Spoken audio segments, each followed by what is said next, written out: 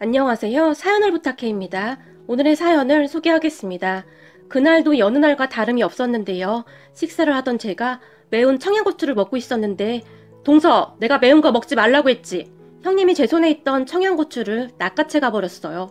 그 모습에 시어머님이 아유 인정머리도 없는 것 그걸 못 먹게 해? 아주 그냥 피도 눈물도 없는 것 이러면 형님을 노려봤어요. 그런 시어머님과 형님은 굉장히 사이가 안 좋았는데 제가 결혼 전 시댁에 인사를 갔을 때 시어머님은 처음 보던 저에게 넌 성격이 아주 좋아 보이는구나. 우리 첫째 며느리는 성격이 아주 그냥 뭐? 라고 말을 하다가는 순간 멈칫했었는데요. 시어머님은 그냥 대놓고 형님을 미워했어요. 우리 형님 성격이 굉장히 똑부러지는 성격이에요. 그러다 보니 시어머님이 뭔가를 잘못하거나 하면 그 즉시 말을 해버리고 마는 그런 사람입니다. 그리고 시어머님은 그런 형님을 항상 못마땅해 했었는데 그냥 대놓고 형님에게 싫은 소리를 할 정도였어요. 하지만 형님도 참 대단했던 것이 시어머님이 어떠한 말을 해도 눈 하나 깜빡하지 않았는데 아마도 시어머님은 그런 형님이 더욱 못마땅했던 것 같아요. 그렇게 허구한 날 시어머님은 형님에게 싫은 소리를 했지만 형님은 그저 상관하지도 않고 딴청을 부렸어요. 그리고 그런 시어머님과 형님 때문에 가족들이 스트레스를 받고 있었지만 형님은 전혀 아랑곳하지도 않았어요. 어느 날은 그런 형님에게 형님 그냥 어머님하고 잘 지내시면 안 돼요? 형님은 스트레스 이런 거 안 받으세요? 제가 물었지만 스트레스를 받긴 왜 받아? 그냥 한 귀로 듣고 한 귀로 흘리면 되는 거지. 그리고 동서도 불만 있으면 속에 담아놓지 말고 어머님한테 다 말해. 그냥 그렇게 있지만 말고 저번에도 어머님 막말하는데 왜 가만히 있어? 형님이 오히려 저에게 쓴소리를 했어요. 사실 우리 시어머님이 말을 좀 함부로 하는 경향이 있긴 했는데 그날은 저보고 너는 부모가 없어서 그런지 애가 눈치를 너무 많이 보는구나 라는 말을 했었거든요. 우리 부모님은 두 분 다 돌아가셨는데 아빠는 제가 초등학교 때 교통사고로 돌아가셨고 엄마는 제가 대학 다닐 때 암으로 돌아가셨어요. 그래서 그 뒤 저는 남동생과 둘이 살아왔고요. 그런데 시어머님은 그러한 우리 친정 환경을 잘 알고 있었음에도 간혹가다 막말을 막 함부로 했거든요. 하지만 저는 굳이 집안의 문제를 일으키고 싶지가 않아서 그냥 입을 꼭 다물어 버릴 뿐 아무 말도 하지 않았고 형님은 그 모습을 못마땅해 했었어요. 동서, 할 말은 해야 하는 거야. 어디서 그런 말을 할 수가 있어? 사람은 말이야. 해야 할 말과 하지 말아야 할 말이 있는 거야. 형님이 다시 힘주어 말을 했고 근데 저는 그냥 머리가 아파서 형님도 어머님 성격 잘 아시잖아요. 그냥 너무 피곤해서요. 참고 말자 그러는 거죠 뭐. 제가 말을 했고 형님이 고개를 절레절레 흔들 뿐이었어요. 형님 말이 맞긴 합니다. 저는 형님처럼 당차지도 못했고 불만이 있어도 그냥 꿍하고 있는 성격이었거든요. 그 뒤에도 시어머님과 형님은 계속 투닥투닥거렸고 시댁은 하루도 조용할 날이 없다고 할 정도였어요.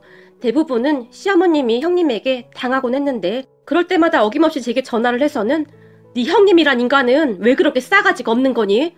시어머님의 하소연이 시작됐고요. 그렇게 저도 하루하루 지쳐만 가고 있었는데 아무 상관도 없는 저에게 왜 전화를 해서 1시간씩이나 형님 험담을 해대는지 저는 이해할 수가 없었거든요. 사실 시어머님의 말을 다 들어보면 형님보다도 이건 누가 보더라도 시어머님의 잘못이 더 컸으니까요. 시어머님은 제가 같이 형님 험담을 하길 원하셨지만 저는 절대 그러진 않았어요. 우리 형님이 겉보기로 보기에는 좀 차가운 면이 있긴 하지만 사람은 진짜 진국이거든요. 그러니까 몇 년 전에 제 동생이 많이 아팠어요. 제가 결혼한 뒤 혼자 살던 동생이 어느 날 회사에서 쓰러졌다고 했고 저랑 우리 남편이 놀라서 병원으로 뛰어갔는데 동생은 병실에 누워 있었고 며칠 동안 검사를 해보던 의사가 저를 보며 혹시 가족 중에 암 환자가 있었나요? 심각한 표정으로 물었어요. 네? 그게 무슨 말씀이세요? 저는 그때 의사의 말이 정말 너무너무 무서웠거든요. 저는 그렇게 놀란 채 있었고 옆에 있던 남편이 저기 장모님이 암으로 돌아가셨습니다. 의사에게 또박또박 대답을 했어요. 그리고 그런 남편의 말을 듣던 의사가 가만히 고개를 끄덕이다가는 암은 유전이 될 확률이 높은 병입니다. 라는 말을 했고 그런 의사의 말에 그런데 그런 말씀을 하시는 이유가 뭐죠? 제가 떨리는 목소리로 물었어요. 하지만 아마도 저는 그때 이미 알고 있었던 것 같아요. 저기 동생분이 대장암입니다. 의사가 조용히 말을 했고 네? 대장암이요? 우리 남편이 놀란 채 큰 소리로 외쳤어요. 그리고 제가 잠시 휘청거렸던 것 같은데 여보 괜찮아? 라며 남편이 저를 부축했어요. 그런 저를 보던 의사가 바로 정밀검사하고 항암치료 들어가야 할 것 같습니다. 의사는 그저 아무 표정도 없이 덤덤하게 말을 했지만 우리 가족에게는 정말이지 청천벽력 같은 소리였어요. 그 뒤 저는 몇 날 며칠을 제대로 잠도 못 잤고 잘 먹지도 못했어요. 이미 엄마의 암투병을 옆에서 다 봐왔던지라 그게 얼마나 힘든 일인지 잘 알고 있었으니까요. 그렇게 제 동생은 암투병을 시작했고 정말 고통스러워했어요. 저는 그런 동생 옆에서 종일 병간호를 했고 착한 남편이 주말에는 교대를 해주기도 했어요. 그러던 어느 날 시부모님과 형님이 병문안을 왔는데 누워있는 동생을 살짝 보고 밖으로 나가던 시어머님이 난 이래서 병원 오는 거 싫다니까. 괜히 내가 아파지는 것 같다니까. 라며 인상을 찌푸렸어요. 그리고 그런 모습을 보던 남편이 엄마, 아픈 사람도 있는데 그게 무슨 소리야? 버럭 소리를 질렀어요.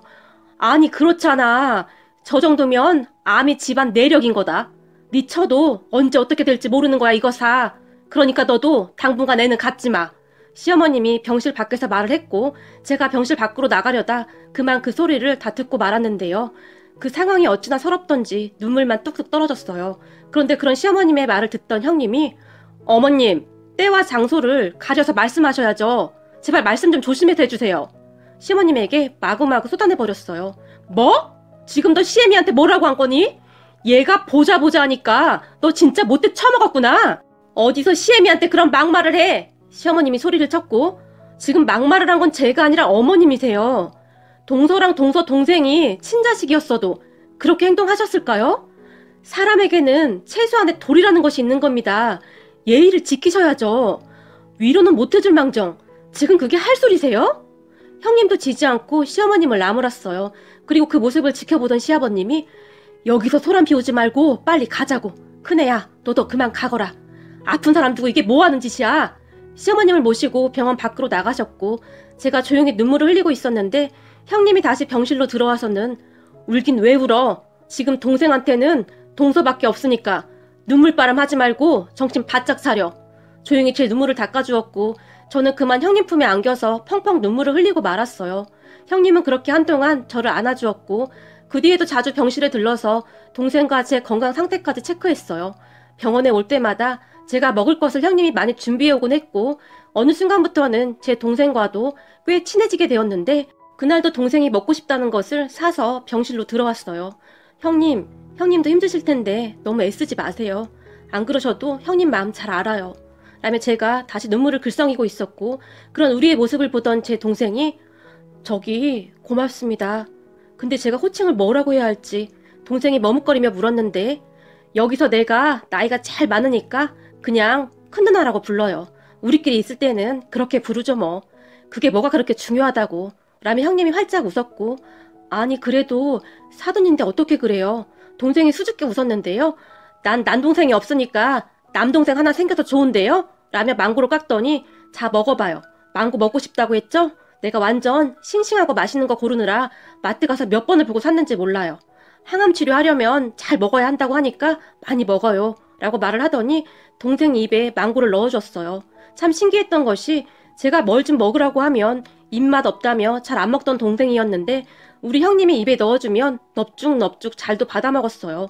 그런 형님에게 어찌나 고맙던지 지금 생각해도 눈물이 앞을 가리네요. 형님이 저와는 조금 달랐던 것이 저는 아픈 동생 눈치 보느라 늘 노심초사였는데 형님은 달랐어요. 가끔은 강한 어투로 동생을 야단치기도 했는데 먹어야 해요. 의사가 그랬잖아요. 무조건 잘 먹어야 한다고. 라며 동생 입에 넣어주곤 했어요. 음식을 먹다가 동생이 토하기도 했지만 괜찮아요. 항암 치료가 원래 다 그렇대요.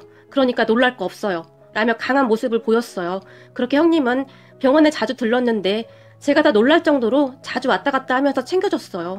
남편도 그런 형님을 보며 그동안 형수님 말투가 워낙 냉랭해서 사실 불편했었는데 요즘 보니 형수님 진짜 대단해 보여. 앞으로 형수님한테 정말 잘하려고 라는 말을 할 정도였어요. 하지만 시어머님은 그 뒤 다시 찾아오지도 않았고 물론 전화 한 통도 없었어요. 다만 어느 날 시어머님이 남편에게 전화를 했는데 병원비는 어떻게 할 거야? 설마 네가 해주는 거 아니겠지? 라고 말을 했는데 그 목소리가 옆에 있던 제 귀까지 들려왔고 제가 남편의 휴대폰을 빼앗아 들고는 제 동생 보험 있으니까 걱정하지 마세요. 라고 말을 하고 전화를 끊어버렸어요. 정말 징글징글 하더라고요. 그런 시어머님에게 남편도 정이 떨어졌던지 내가 어릴 때부터 느낀 건데 엄마는 공감 능력이 많이 떨어지는 것 같아. 형이랑 내가 정상인 게 신기할 뿐이야 라는 말을 할 정도였어요. 그러던 어느 날 시어머님이 저에게 정말 오랜만에 전화를 해서는 이번 내 생일은 어떻게 할 거니? 라고 물어왔고, 그런 시어머님에게 참 어이가 없었지만 형님하고 상의해볼게요. 저도 동생 때문에 지금 정신이 없어서요. 제가 짧게 대답했고, 암이 하루아침에 낫는 병도 아니고 그까짓 하루 시간 못 빼니? 시어머님이 퉁명스럽게 말을 했어요. 그러니까 형님하고 상의해본다고요. 근데 아마 저는 못 갈 것 같네요. 제가 지금 거기 가서 어머님 생신 축하해드릴 상황이 아니라서요. 제가 딱 잘라 말을 해버렸어요. 그때쯤 저도 기분이 상할 대로 상해 있었거든요. 그리고 그런 저를 보던 시어머님이 너도 네 형님 따라가는 거냐? 우리 집 며느리들은 애들이 왜 이렇게 싹퉁바가지들이야? 신경질적으로 전화를 끊어버렸어요. 그렇게 제가 형님한테 전화를 했고, 형님 이제 곧 어머님 생신이시잖아요. 어떻게 해야 할까요? 지금 이 상황에 동서가 뭘 그런 걸 걱정해? 그냥 우리끼리 간단하게 식사나 하고 용돈이나 드릴 생각이야. 우리 남편이랑 서방님이 알아서 챙기는 것 같으니까 동서는 신경 쓰지 마. 근데 그게 지금 어머님이 전화해서 어떻게 할 거냐고 물어봐서요. 제가 눈치를 보며 물었는데요. 뭐? 동서한테 전화를 했어? 와, 진짜 대단하시다. 형님이 한마디를 하더니 더 이상 말을 잇지 못했어요. 그 뒤 형님과 남편이 시어머님에게 뭐라고 했던지 더 이상 연락이 오진 않았어요. 그리고 얼마 뒤 동생이 퇴원을 했고, 우선은 수술은 잘 됐다고 했지만 암이라는 것이 다시 재발할 수도 있다고 의사가 말을 했기에 남편이 동생을 우선 우리 집으로 데리고 왔어요. 그렇게 동생은 조금씩 운동도 했고 식이요법도 병행하면서 조금씩 나아지고 있었어요. 혈색도 많이 좋아졌기에 우리는 다행이라고 생각하고 있었는데, 그건 그저 우리의 착각이었을까요? 어느 날 제가 외출에 있었는데 동생이 울면서 전화를 했어요. 아무래도 뭔가가 이상하다고요. 동생의 말에 놀라서 집으로 뛰어갔는데, 누나, 며칠 전부터 뱃속이 좀 이상한데 뭐가 잘못된 거 아닌가? 라고 물었고, 우리는 급히 병원으로 갔는데 의사 말이 뱃속에 복수가 많이 찼다고 했고 다시 검사를 해봐야 한다고 했어요. 그런데 재발되었을 가능성이 많다는 말을 했고, 의사의 말에 동생이 통곡을 하며 울었어요. 우리 엄마도 결국 재발돼서 돌아가셨기에 저는 그런 동생의 마음이 이해가 되었고 정말 가슴이 미어졌어요. 그렇게 동생은 다시 치료를 위해 입원을 했고, 누나, 나 항암 치료 다시 받을 자신이 없어. 그리고 다시 받는다고 해도 완치가 된다는 보장도 없고, 엄마도 결국 이라고 말을 하며 눈물만 뚝뚝 흘렸어요. 그때쯤은 저도 어떻게 해야 할지 알 수가 없었고 그저 눈물만 나올 뿐이었어요. 동생은 점점 병색이 깊어져 갔고 항암 치료 받는 것을 굉장히 힘들어했어요. 처음 치료를 받을 때야 아무것도 모르고 받았는데 그 힘든 치료를 다시 받아야 한다고 하니 겁을 잔뜩 먹은 채 눈물만 흘렸으니까요. 그런 동생을 보며 경준아, 누나가 정말 미안한데 누나를 위해서라도 좀 버텨주면 안 되겠니? 너도 알다시피 친정 가족이라고는 너 하나뿐인데 너까지 그렇게 되면 누나는 살아갈 의미가 없을 것 같아. 누나가 부탁할게. 제가 동생을 끌어안고 폭풍 눈물을 흘렸어요. 엄마까지 돌아가신 뒤 우리는 서로를 의지한 채 살아왔기에 더욱 애틋할 수밖에 없었어요. 하지만 암이라는 병은 동생을 그냥 놔두지 않았고 병이 더욱 심해져 갈 뿐이었어요. 누나, 나 항암치료 그만 받고 싶어. 동생이 애원을 할 정도였으니까요. 그런 동생은 음식을 잘 먹지도 못했는데 가끔 동생이 먹고 싶다고 하는 음식이 있으면 저도 그 음식을 찾아 여기저기 뛰어다녀야만 했어요. 먹고 싶은 거 있다고 하면 그냥 다 먹이세요. 의사가 즉에 그 말을 하고 갔는데 그 말이 저한테는 비수로 꽂혀버렸고 저는 매일같이 동생이 먹고 싶다는 음식을 찾아 헤매다녔어요. 물론 어렵게 구해와도 많이 먹지도 못했지만 단 한 입이라도 먹는 것을 보면 제 마음이 편해졌으니까요. 그런 우리 곁에 항상 형님이 계셨는데 평생을 갚아도 다 갚을 수 있을까 싶을 정도로 형님에게 감사한 마음뿐입니다. 어느 날은 동생이 갑자기 수박이 먹고 싶다고 하는데 한겨울이었기에 수박 찾기가 쉽지가 않았어요. 백화점과 마트에 전화를 했지만 다 팔리고 없다는 말만 했거든요. 그렇게 병원에 왔던 형님에게 요즘 겨울이라 수박이 많이 안 나오나 봐요. 백화점도 그렇고 마트도 그렇고 수박이 없다고 하네요. 제가 이 근처를 벗어나기도 힘들고 남편도 회사 근처에서 알아본 모양인데 없다고 하네요. 동생이 며칠 전부터 수박이 먹고 싶다고 노래를 부르는데 마음이 너무 아파요. 제가 울먹였고 형님이 그런 저를 보며 나도 한번 알아볼 테니까 기다려봐 라는 말을 하고는 돌아갔는데, 그런데 다음날 아침 형님이 병원에 다시 왔는데 한겨울이었음에도 불구하고 이마에 땀이 송글송글 맺혀 있었어요. 그런 형님에게 형님 왜 이렇게 땀을 흘리세요? 제가 물었는데요. 형님이 에코백을 꼭 끌어안고 있었는데 동서 내가 찾았어. 내가 찾았다고. 라며 형님이 에코백을 제게 건넸는데 무엇이 들었는지 묵직했어요. 형님 이게 뭐예요? 제가 놀라서 물었는데요. 수박이야 그거. 우리 동네 백화점에 하나 있다고 해서 내가 아침부터 엄청 뛰어가서 사온 거야. 제철이 아니어도 수박을 찾는 사람들이 꽤 많다나 봐. 그래서 금방 소진된다고 하더라고. 몇 개 들어오지도 않는다고 하니까. 그래서 내가 얼마나 뛰었는지 몰라. 학교 다닐 때 달리기 하는 거 제일 싫어했었는데 알고 보니 내가 달리기를 엄청 잘하더라. 얼른 가서 먹이자. 형님이 가쁜 숨을 내쉬었어요. 그런 형님을 보는데 왜 이렇게 눈물이 쏟아지던지 저도 모르게 형님을 꼭 끌어안고 말았어요. 형님 정말 감사해요. 저는 그저 그 말만 되뇌일 뿐이었어요. 아니 울긴 왜 울어. 빨리 들어가자. 형님이 그런 저를 잡아 끌었고 병실로 들어가 형님이 수박을 먹기 좋게 썰어서 동생 입에 넣어줬는데 그동안 아무것도 먹지 못했던 동생이 수박을 입에 넣고는 수박 진짜 먹고 싶었는데 마지막으로 수박은 먹고 가네 라고 중얼거렸어요. 그 말에 제 눈에서 다시 눈물이 비오듯이 쏟아졌는데 수박 진짜 맛있다. 정말 너무너무 먹고 싶었어요. 감사해요 큰 누나. 동생이 형님을 보며 말을 했고 그 순간 형님이 고개를 돌려 눈물을 닦아냈는데 누나들 울지 마. 비록 내 삶이 너무 짧았지만 누나들이 있어서 정말 행복했어. 그리고 내가 내내 생각한 건데 큰 누나가 전생에 진짜 내 누나였던 것 같다. 난 왜 자꾸 그런 생각이 드는 거지? 동생이 힘겹게 말을 했어요. 그리고 얼마 후 동생은 우리 모두가 지켜보는 가운데 조용히 눈을 감았는데 눈을 감기 며칠 전 큰 누나 나까지 가면 작은 누나 혼자니까 큰 누나가 작은 누나 좀 잘 챙겨주세요. 나는 먼저 가 있을게요. 둘이 오래오래 살다가 나중에 하늘나라에서 봐요. 동생이 작별 인사를 했는데 결국 우리 형님도 눈물을 참지 못한 채 소리내어 울었어요. 그렇게 동생이 이승에서 먹은 마지막 음식이 수박이 되었는데 형님 덕분에 그 먹고 싶다던 수박을 먹고 가서 조금이나마 마음의 위안이 되었어요. 장례를 치르는 동안에도 형님 부부가 곁에서 끝까지 지켜줬고 형님의 여동생까지 와서는 이것저것 챙겨줬어요. 비록 동생은 떠나갔지만 항상 옆에서 챙겨주는 소중한 사람들이 있어서 저는 살아갈 힘을 얻었답니다. 그런데 우리 시어머님은 동생을 떠나보낸 저에게 어떠한 유류의 말도 하지 않았는데 정말이지 인정머리라고는 눈꼽만치도 없는 그런 분이셨어요. 그런 시어머님에게 저도 정이 떨어질 대로 떨어져 버렸고 웬만한 일에는 시댁에 가지 않게 되었어요. 그러던 어느 날 시어머님이 우리 집에 쳐들어오셨는데 네 동생 그렇게 된 건 동생 팔자가 그런 건데 언제까지 그렇게 병든 닭처럼 누워만 있을 거냐? 조금 있으면 네 시아버지 생신인데 네가 그러고 있으면 어떡해? 시어머님이 고래고래 소리를 지르다 가셨고 잠시 후에 형님이 죽을 가지고 우리 집에 왔다가 제가 울고 있는 모습을 보더니 왜 그래? 무슨 일 있어? 형님 조금 전에 어머님이 왔다 가셨는데 아버님 생신 어떻게 할 거냐고 제가 조용히 말을 꺼냈는데요. 제 말 듣던 형님이 생일 어머님은 어떻게 입만 열었다 하면 생일 타령이야?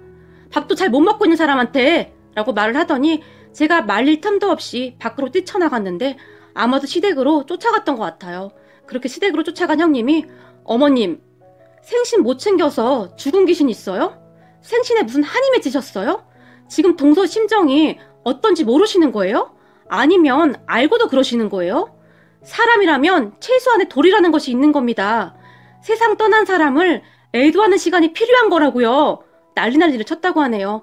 옆에 계시던 아버님이 큰애야 왜 그러는 거니? 놀라서 형님에게 물었고 아버님, 어머님이 조금 있으면 아버님 생신이라고 동서한테 생일상 차리라고 한 것 같은데 이건 정말 아니잖아요. 동서 지금 밥도 못 넘기고 있어요. 형님이 울먹이며 시아버님에게 말을 했다는데요. 그 말을 듣던 시아버님이 뭐가 어쩌고 어째? 거길 가서 뭐라고 했다고? 이 정신 나간 옆에네야 누가 생일상 차리래? 매년 돌아오는 생일이 뭐라고? 생일 때마다 그 난리야. 내가 그동안 참고 살았는데 더 이상은 안 되겠다. 이 정도면 당신 정상 아니야. 사람이 어쩌면 그럴 수가 있어? 당신한테 눈물이라는 게 있긴 있는 거냐? 무섭다 무서워. 나도 무서워서 더 이상 당신하고 못 살겠으니까 이혼하자. 당신 하는 꼬락서니 보니 내가 아파도 모른 척할 여편네네. 시아버님이 고래고래 소리를 지르며 시어머님을 내쫓아버렸어요. 그리고 다음날 시아버님이 저를 찾아오셔서는 작은 애야 미안하다. 나이 많다고 다 어른이 아닌가 보다. 어쩜 그렇게 철이 없는 것인지 내가 사과하마 라며 진심으로 사과를 하셨어요.